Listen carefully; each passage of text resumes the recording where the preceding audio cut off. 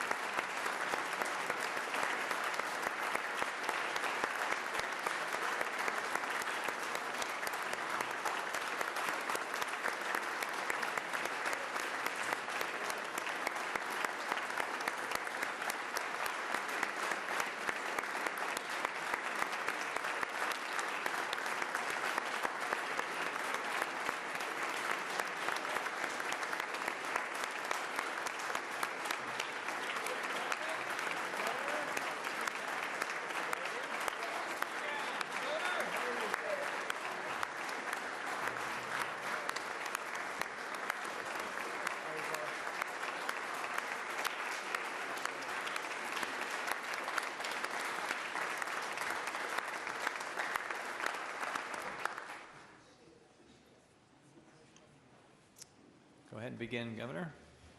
President Niederhauser, Speaker Hughes, members of the legislature, justices of the Supreme Court, Utah's First Lady Jeanette, Lieutenant Governor Mrs. Cox, other constitutional officers, and my fellow Utahns. It is indeed an honor to address you this evening in our historic state capitol. It was here just last year that we managed to balance our budget and pass over 500 bills in just 45 days. And on our watch, I don't recall a single government shutdown.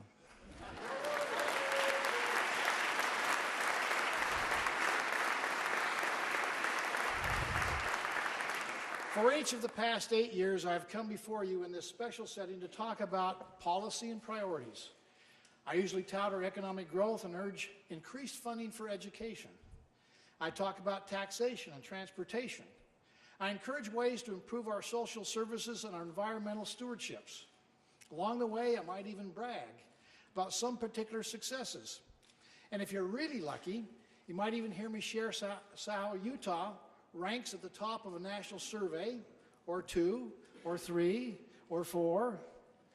Each year, I'm required by the Constitution to present to the legislature the state of the state. And each year, I've been pleased to report to you that our state is healthy, it's growing, and it's very successful. And this year, my overall report is more optimistic than ever before. I am pleased to report to you today that by every meaningful metric, the state of Utah is truly, truly exceptional.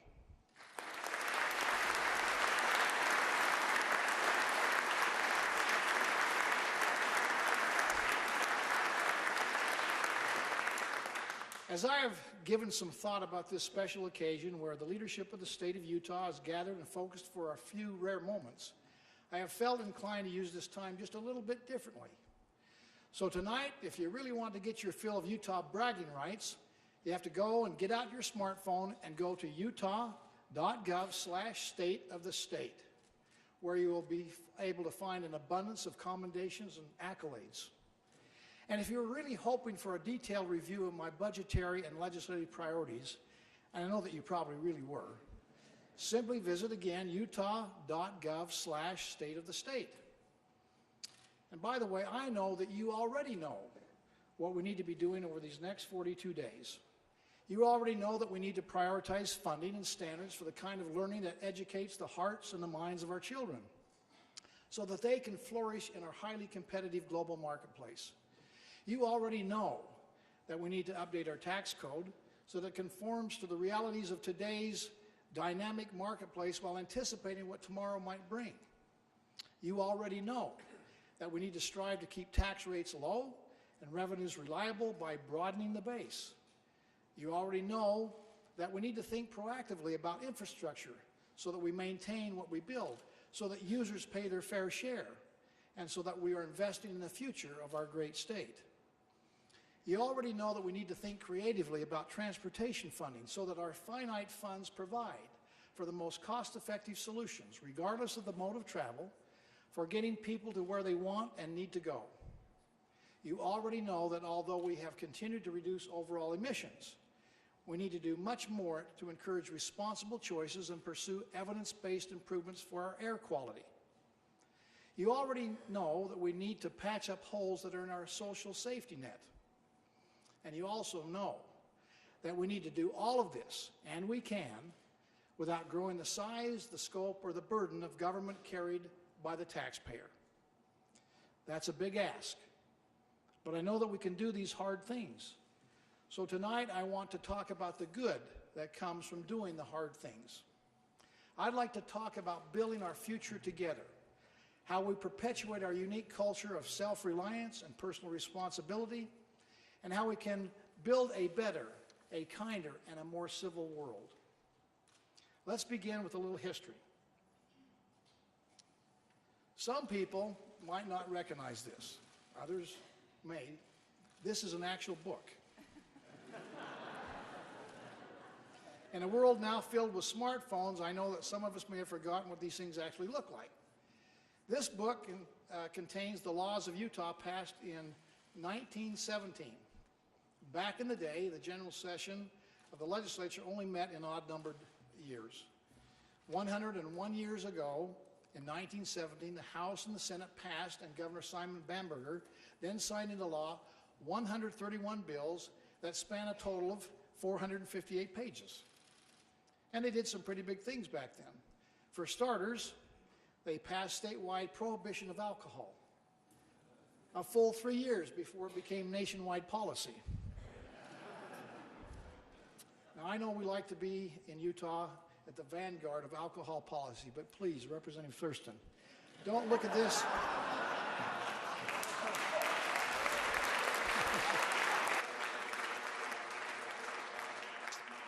Not an invitation for new laws. Seriously, let's consider some of their other accomplishments. They modernized Utah's contract law. They created workmen's compensation. They expanded public vocational education. They passed securities regulation to prevent against fraud. They expanded our system of roads. And because of many of their efforts, we really are better off as a state today because of their efforts. I can't help but wonder, were they thinking about how their work would be remembered 100 years later? So now I ask all of us the same question. How will the decisions we make today shape Utah 100 years into the future? I understand the current number that we have is 1,277 bills filed and have been open for this session. That's today, 1,277. As one of your colleagues said, I won't mention his name, he's related to the Lieutenant Governor, it may be a bit much, is what he said. I recognize that the pressures on you from constituents to address problems through legislation is tremendous. We're also one of the fastest growing states in the nation, and we do have lots of things that need to be dealt with today. It can be a little bit overwhelming, I'm sure. But I would like to believe that as we prioritize our work this session, that maybe a tax reform bill, maybe sponsored by President Wayne Ederhauser, for example, maybe an education bill by Representative Carol Spatman-Moss, or maybe a bill benefiting rural Utah sponsored by Representative Scott Sandell will have a meaningful impact not only in the state today, but will lay a foundation for the success and well-being of our children and our grandchildren into the future. 1 month ago, my 6 children, along with their spouses and 15 of our 16 grandchildren, all gathered at our home for our traditional Christmas Eve celebration. Everyone had but a granddaughter who is currently serving on an LDS mission was able to enjoy our tradition of hot chocolate, karaoke singing, and singing Silent Night around the Christmas tree. It is remarkable to consider, to me, in this age of economic dislocation, that 3 generations of Herberts can enjoy fulfilling lives right here together, living just 20 minutes apart from one another. I think we all want to give our families the very best that the world can offer. I have become increasingly concerned about the kind of world that we are creating for our children and for our grandchildren. I think of my granddaughter, Mikkel, who is serving as a Mandarin Chinese speaking missionary in, of all places, Melbourne, Australia. Every day she sees globalization firsthand, witnessing the dynamic economic growth and the blend of cultures in Asia and the South Pacific. Just like all young people who are concerned about their future, she will ask a lot of questions about her own future when she returns home this year. Will her experience and training match the economic opportunities here? Will she find a workplace that protects her from harassment and gives her equal opportunity for her equal potential? As she pursues the American dream, will our culture reflect the ideal of human dignity found in our Declaration of Independence? Will our society honor the fundamental rights guaranteed to us all in our Constitution? Ladies and gentlemen, that's why we are here, to ensure that the answer to these questions is a resounding and an emphatic yes.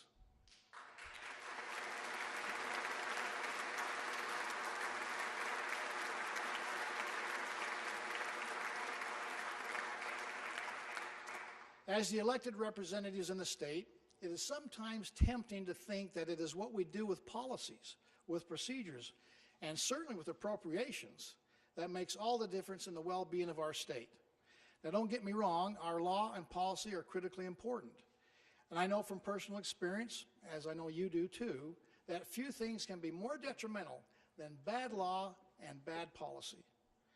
Let us never forget the old adage that the government is best that governs the least. But I firmly believe that what is most important for our prosperity and for our well-being today, as well as 100 years from now, is a strong culture of work, self-reliance, shared responsibility, and mutual respect. This unique culture is not just about rugged individualism. It is the sensibility that Utahns have always had, and understanding that while no one else is going to come and solve the hard problems for us, we can achieve together what none of us can do alone. It is, in the words of Catherine Lee Bates' great American hymn, that patriot dream that sees beyond the years. This is Utah's unique spirit of collaboration. It is based on a moral commitment that when we say, we the people, we mean all the people, the rich, the poor, the weak, the strong. And when I talk about Utah's unique spirit of collaboration, I'm not just talking about government. I'm also talking about the collaboration of the citizenry and of the private sector. Yes, government has a critical role in optimizing policy, but even the smartest policies will mean very little if we fail to support each other. Last Friday night, Jeanette and I attended an opening premiere at the Sundance Film Festival. We watched a fascinating documentary called Won't You Be My Neighbor? And I gained a new appreciation for the life and the work of Fred Rogers, known affectionately by millions across America simply as Mr. Rogers. Fred Rogers once said this, quote, "We live in a world in which we need to share responsibility. It's easy to say, it's not my child, it's not my community, not my world, not my problem." He went on to say, "Then there are those who see the need and respond. Those people are my heroes." Well, here in Utah, I'm humbled to stand in the presence of many, many heroes. I'm grateful every day as Utahns see a concern and step up to address a problem where there is no playbook. And it happens all the time. For example, could Utah's rural schools benefit from better connections to the high-tech boom along the Wasatch Front? Absolutely. Well, enter Brainstorm Incorporated, whose employees decided to adopt Mount Harmon Middle School in Carbon County and provide guidance and inspiration in coding, video editing, and virtual reality. Could an inner-city elementary school benefit from some extra classroom support? Well, of course. Enter Intrepid, a communications and PR firm whose employees volunteer regularly in the first grade at Meadowlark Elementary in Rose Park. How about when natural disasters strike in other parts of the United States? Could those states or territories use a little extra help? Certainly. Enter Jerem Hallows, who's with us here tonight, by the way. Jerem was in a hospital bed receiving treatments for stage 4 cancer when he heard about the twin hurricanes that struck Puerto Rico and destroyed their power grid. He saw beyond his own need and moved to help his fellow man. Along with Jorge Alvarado, who is also with us, Lieutenant Governor Spencer Cox, Auditor John Dougal, Tanny Downey from my cabinet, my son Brad and his wife Carmen, and so many others, he put Operation Light Up Puerto Rico into action, delivering light and hope to people who've been living in the dark. Once again, ordinary Utahns stepped up when there was no playbook to help their fellow man.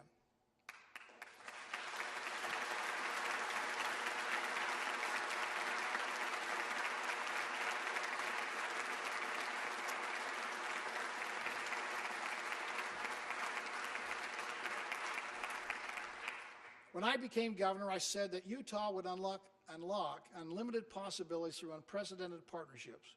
Consider what we have done with education. It's been through this unprecedented partnership of all of our education stakeholders that we've been able to unite and focus on a 10-year education roadmap. It has been through unprecedented partnerships between businesses and schools that we've launched our nationally recognized work-based education program called Talent Ready Utah. Consider what we've done with our economy. The U.S. Chamber of Commerce, in recognizing Utah as the best performing economy in the country, identified our unique, as they said, quote, culture of collaboration as the foundation of our job creation policy, enabling Utah to punch above its weight, unquote. So in that spirit of collaboration, let us continue to tackle our big challenges of the day. Perhaps the best example of working together on a tough issue is when we said no more to the lawlessness in the Rio Grande neighborhood. There wasn't a playbook for this exercise. It didn't fit neatly into anyone's job description. It came with uncertainty, it came with risk, but it also came with the potential to do some real good. Members of my cabinet, legislators, law enforcement, county and city leaders, and members of the community convened. We asked how we could restore order and dignity to the Rio Grande area. Under the leadership of Lieutenant Governor Spencer Cox and House Speaker Greg Hughes, and many of you here, the mantra of the operation became shoulder to shoulder, no credit, no blame. While we are not ready to declare victory, Operation Rio Grande has already broken up drug trafficking, it's reduced crime, it's cleaned up our streets and our parks, it's increased treatment and services, and it's provided job opportunities, all without disrupting the important social services for those who are experiencing homelessness. But perhaps the most important barometer of our accomplishments comes from our friend, my counselor and homeless advocate, Pamela Atkinson, who recently said of her homeless friends, and I quote, "Instead of seeing hopelessness in their eyes, I and others are now seeing hope," unquote.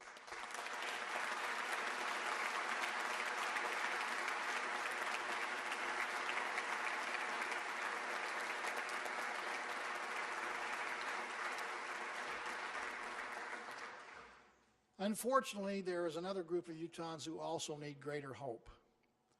Far too many of our youth experience a sense of discouragement and hopelessness so severe that unfortunately they consider taking their own lives. The fact that any of them actually do this is tragic beyond words. The fact that suicide has become the leading cause of death among our young people horrifies me. Just as we could not ignore the human tragedy in the Rio Grande area, we must not ignore this human tragedy of suicide. That is why last week I put together a task force of community leaders to augment the good work already being done by the Utah Suicide Prevention Coalition.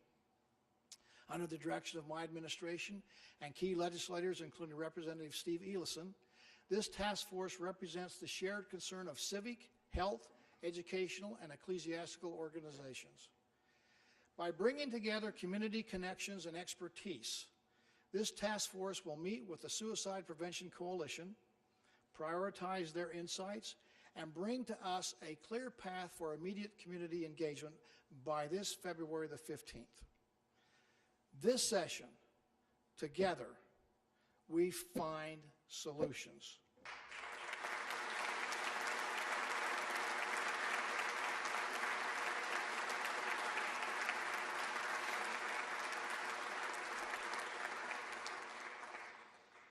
Now, this is what sets Utah apart.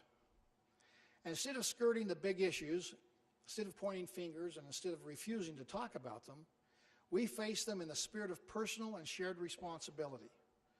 And we find answers, and we make our world and our communities better. We are committed to being disciplined and humble enough to work together in a spirit of mutual respect, shoulder to shoulder, no credit, no blame. And because of this, the eyes of the nation are upon us. Just as Ronald Reagan referred to America as that shining city on a hill whose good example helps light the world, I believe that Utah has become that shining city on a hill for our nation. Look, the next 42 days, I get it, are going to be tough. There will be late nights, hard decisions, and some bruised egos. We've all been there. We've done that. Perhaps in those moments of frustration, instead of retreating into our sometimes selfish selves, we could instead remember our dear friend Matt Hilliard. For those who didn't know Matt personally, he's the son of Senator Lyle and Alice Hilliard from Logan. Matt was born with Down syndrome, and about 3 weeks ago, at age 42, Matt passed away. Matt was a remarkable individual, a man without guile. Matt greeted everyone with a hug. Matt loved everyone unconditionally. In Matt's eyes, there were only winners, no losers. Matt taught me to live each day to its fullest. Matt taught me to be the best that you can be, do the most that you can do. Matt taught me to sing loud, even when I'm off key, which is often. He taught me to eat every pancake like it's the first pancake you've ever tried and the last pancake you'll ever eat. If we really want to have a lasting influence for good, not only could we emulate Matt, we could also emulate Matt's parents, Lyle and Alice. You taught us how to sacrifice for the well-being of our children. You recognize that by including Matt in all of our lives, that everyone can grow, can serve, and can experience joy. We all want to thank you for sharing Matt with us.